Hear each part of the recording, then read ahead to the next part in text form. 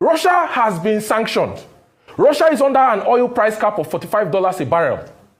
Marketers, Nigerian traders, in collaboration with international traders, they go and buy mazout condensates in Primorsk and Novorossiysk. They go to Kazakhstan, buy crude, they refine to naphtha. Naphtha is the base compound for refining PMS. You cannot consume naphtha as petrol. Then they come to Lomé, they transship it through a shadow fleet, they blend it.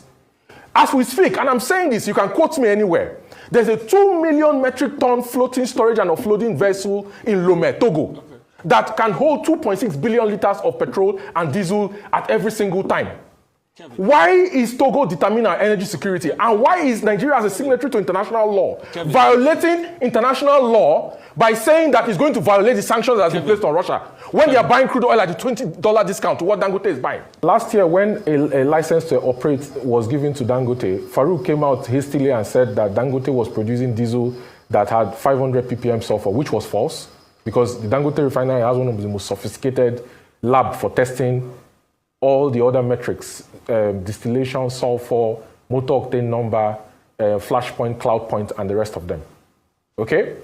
He, as the authority chief executive, since the refinery started operations last year, has not visited the refinery. But when NNPC claimed that Warri was working in December, he flew to Warri, held the bottle, and said that it was working. When in fact, NNPC deceived Nigerians and the president. And those government-owned refineries are shut down. Now, what are the issues? Within the last 30 days, right, Farouk has granted import licenses to bring in products of about averagely of 50 million liters per day. 50 million liters per day. About 1.8 billion liters of product worth $1.6 billion has been brought into Nigeria within the last 30 days. Number one, does NMDPRA have a lab to test the products coming into Nigeria? Knowing fully well that sections 317.11 of PIA specifies the sulfur limits. The test results that are being banded as certificate of quality, if you subject it to a forensic audit, will this show that those test certificates are true and real and the quality of products brought into Nigeria meets up with regulatory standard, considering that the quality of product determines price? Because a 500 ppm sulfur product is not the same with a 50 ppm sulfur product. Dangote is following PIA.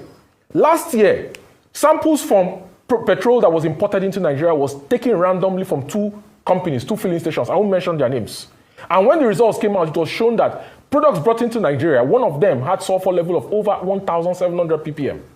Another one had sulfur level of over 2,500 ppm. Regulatory limits, according to ECOWAS standards that Nigeria abides by, is 50 ppm. So why will you hold Dangote to PIA and then completely refuse to hold the marketers to the standard, considering that the quality of the product determines the